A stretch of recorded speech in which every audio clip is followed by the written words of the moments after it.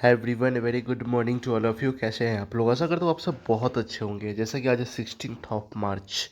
आज का जो भी इंपॉर्टेंट वो है सारा का सारा द हिंदू के ट्वेल्व सेक्शन से कवर किया गया है। और पहली बार देख रहे हैं तो आप लोगों से रिक्वेस्ट है चैनल को सब्सक्राइब कर ले, क्योंकि मैं वीडियो शेयर करता नहीं हूँ तो आपको ऐसे मिलेगा नहीं, और कर लोगे तो आपको जितना भी मैं बनाता हूँ ना सब आपके लिए बहुत ही ज़्यादा फायदेमंद होने वाला है। तो सीधा नोटिफिकेशन आपको मिल जाएगा। चलिए सेशन का शुभारंभ करते हैं मोटिवेशनल कोट के साथ, जिसमें ये बताया जा रहा है ना कि सफलता की यात्रा में धूप का बहुत ज़्यादा महत्व है, क्योंकि छाँव मिलते ही ना कदम रुकने लगते हैं। ठीक है, ये चीज़ आप रियल लाइफ में फील इसको कर सकते हैं। आइए बिना समय गवाए सेशन का शुभारंभ करते हैं। सबसे पहला जो वर्ड है ना यहाँ पे कंसेंसस। देखो कंसेंसस का मतलब क्या होता है कि अगर एक ग्रुप है ना, ठीक है, इसमें बहुत सारे लोग हैं, सबके बीच में जो अगर सेम सहमति है ना, सेम फीलिंग है ना, एग्रीमेंट है ना, ठीक है, उसी को कंसेंसस कहा जाता है। ठीक है, नेक्स्ट है यहाँ पे कंस्टेंट।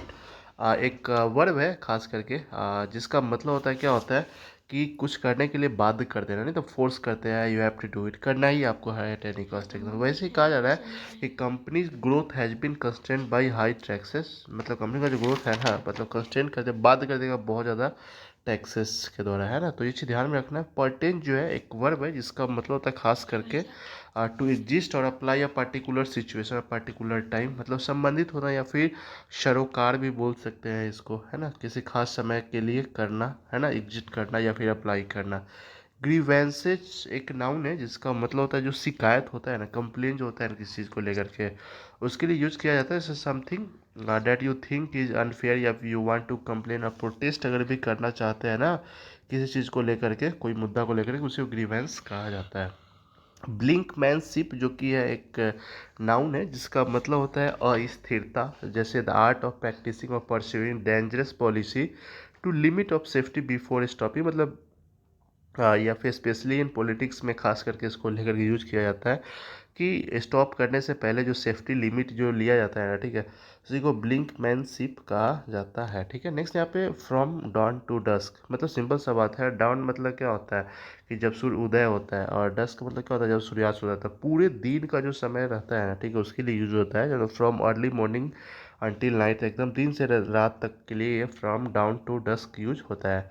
ठीक है, हार्ट रेंचिंग एक एडजेक्टिव है जिसका मतलब होता है बहुत ही ज़्यादा, अगर कई बार हम लोग हताश हो जाते हैं, निराश हो जाते हैं ना, ठीक है, डिस्ट्रेस हो जाते हैं, सैड हो जाते हैं ना, उसके लिए हार्ट रेंचिंग मतलब एकदम दिल छोटा हो जाना एकदम, है ना, उसके लिए यूज होता है। ऑब्लिटरेशन एक नाउन है जिसका मतलब होता है कोई चीज़ है ना, बिल्डिंग वगैरह, उसको ढा देना, बर्बाद कर देना, गिरा देना एकदम, ढा मतलब डैमेज कर देना एकदम, है ना, उसके लिए जो होता है। परपोटेटली एक एडवर्ब है जिसका मतलब होता है खास करके कि कथित रूप से, मतलब एज अपीयर्स और is stated to be true, मतलब ऐसा माना जाता है ना कि हाँ ये सही है, जो कहा जा रहा है सही है एकदम, इसमें कहीं कोई दिक्कत वाला बात नहीं है।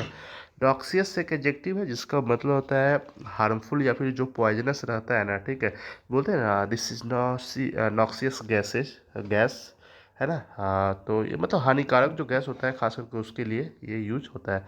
इंटरडिसिप्लिनरी एक एडजेक्टिव है जिसका मतलब होता है कि इन्वॉल्विंग टू और more different area of knowledge, मतलब एक मानते आर्ट है, दूसरा साइंस है, दोनों अलग अलग क्षेत्र है, लेकिन दोनों अगर एक साथ अगर इन्वॉल्व हो जाता है ना, ठीक है, आप ऐसे रिलेट कर सकते हैं, उसी को इंटरडिसिप्लिनरी कहा जाता है।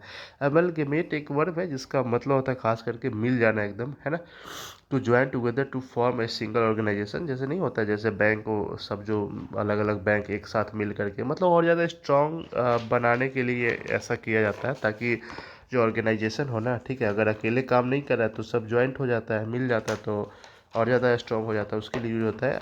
ईयर मार्क जो है ना एक वर्ब है जिसका मतलब होता है to choose somebody something to do in the something in the future, मतलब भविष्य में किसी काम के लिए किसी व्यक्ति को या फिर वस्तु को पहले ही चुन लेते हैं ना, ठीक है, जैसे नहीं बोलते हैं everybody says Anu has been remark as the next manager, मतलब हर कोई ये कह रहा है ना कि अनु मतलब नेक्स्ट मैनेजर यही बनेगी, मतलब पहले ही मान लेते हैं, मतलब नेक्स्ट पीएम कौन होगा पहले ही कुछ लोग मान लेते हैं, अच्छा इसको होना चाहिए, इसको ये होना चाहिए, उसी को ईयर मार्क कहा जाता है। ठीक है, थ्रेशोल्ड जो है ना एक नाउन है जिसका मतलब होता है, जैसे दो तरह से इसमें यूज किया जाता है, जैसे the ground at the entrance of room, जैसे मान लेते हैं ना एक ही ग्राउंड है, यहाँ पे रूम है, इसमें गेट जो रहता है ना इसको बोलते हैं थ्रेशोल्ड एकदम, ठीक है। या फिर the level at which something start to happen, मतलब सिंपल सा बात है, है जहाँ से कुछ चीज़ घटना शुरू हो जाता है, आरंभ जो सबसे स्टार्टिंग वाला जो पॉइंट रहता है ना, उसी को कहा जाता है थ्रेशोल्ड एकदम, है ना। तो ये रहा छोटा सा सेशन, कैसा लगा आप लोग कमेंट में लिख के जरूर बताएं। जो पहली बार देख रहे हैं उसे रिक्वेस्ट है प्लीज़ चैनल को जरूर सब्सक्राइब कर लें। Bye bye, take care, have a nice day.